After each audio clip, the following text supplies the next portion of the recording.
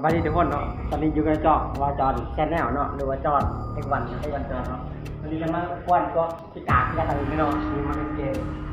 แล้วป้วนไปนอนเนาะว่าจะป้วนเขาตื่นเนาะเวลาเขาเกมเขาก็จะได้เนาะเวลาที่กวนเนาะ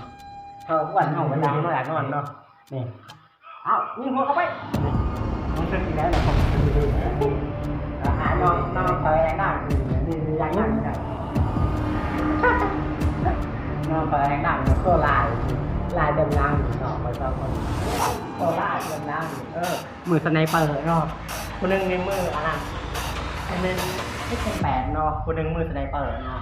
มาธรรมดาเนาะแล้วผมก็จะเป็นบ้ามันมีทางเลยเนาะห้องนี้รักเขาไม่เข้าใจเลยสิ่งดี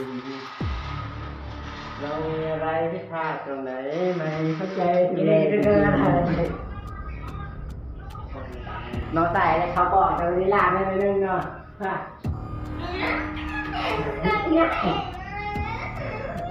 เพื่อนด่าอะไรเลยก็ถ้าจะเอาอะไรไปเลย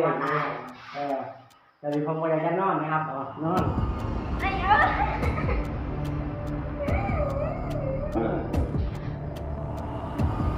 จบคลิปพอดีแล้ว